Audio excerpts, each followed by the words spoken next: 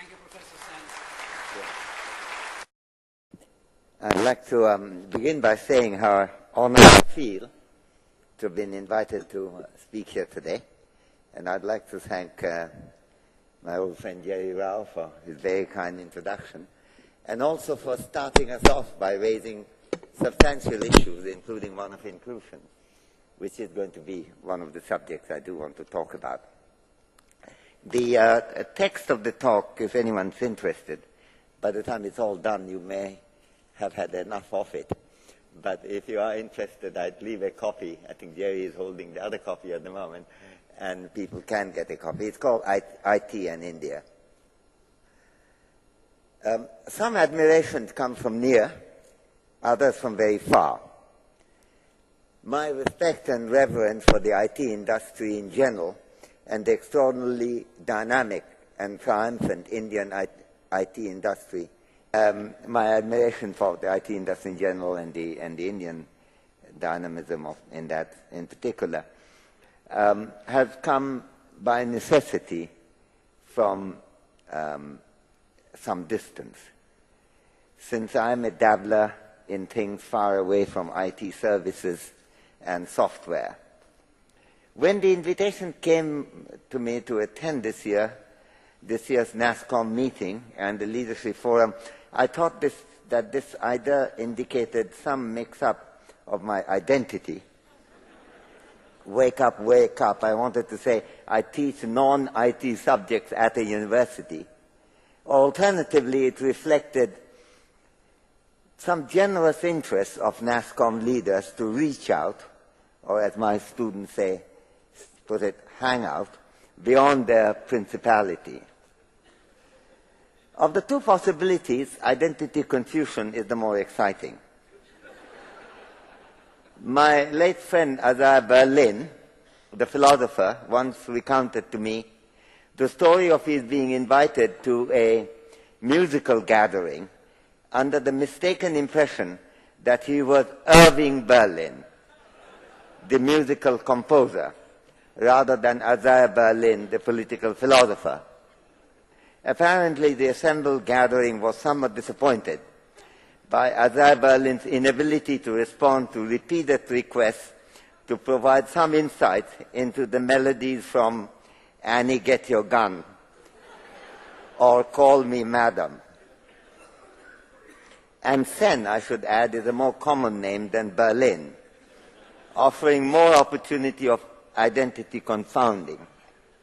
Indeed, I was once asked in a gathering of very energetic and very globally minded Ugandan students, this happened at the Makerere College in Kampala, whether I, Amartya Sen, was any relation of Samyat Sen. I had to tell my interlocutors, no, but we are trying hard.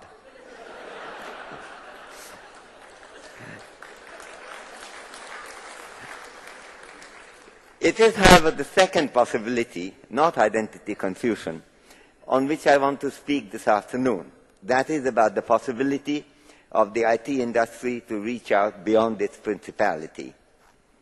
I want to talk not, of course, about my being here at the NASSCOM meeting, but about the case for the IT industry to bring its potentially enormously powerful influence somewhat beyond what can be seen as its traditional domain. Of course, the idea of what counts as traditional is hard to articulate in the case of a field of enterprise as new as information technology. Indeed, a little over a century ago, in 1885, when Indian National Congress had its first meeting in this city, in Bombay, which was attended by, among others, Jamshedji Tata. He would establish his new Swadeshi mills the next year. Jamshedji would have been, I imagine, a little puzzled if he were told that the enterprise he was pioneering would soon include a huge operation in software and IT, indeed the largest in the country. Ramadorai, who heads it, an old friend of mine, is of course here. The importance of information has of course been acknowledged over many millennia, but the idea of IT technology and software are quintessential contributions of contemporary modernity, not something with an ageless recognition. Indeed, the entire idea of a National Association of Software and Services Companies, NASSCOM, would have appeared quite mysterious to the pioneering industrial leader of India. As it happened, the domain of IT is still evolving, and I would like to argue for taking an even broader view than has already got established. My point is not so much that the IT industry should do something for the country at large, for that it is doing anyway. It already makes enormous contributions. It generates significant incomes for a great many Indians, and people abroad too. It has encouraged attention to technical excellence as a general requirement across the board.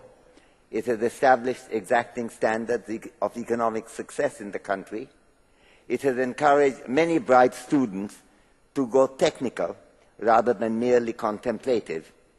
And it has inspired Indian industrialists to face the world economy as a potentially big participant, not a tiny little bit player.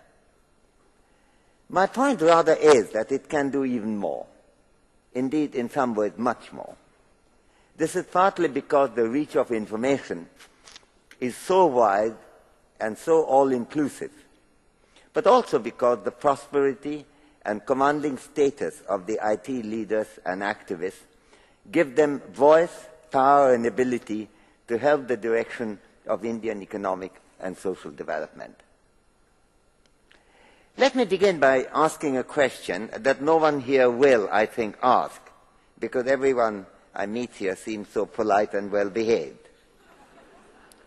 The question is, why should the Indian IT industry have any sense of obligation to do things, more things for India, more than what happens automatically from its normal operations as a byproduct of business success, rather than as a deliberated goal to be advanced among other demands and necessities?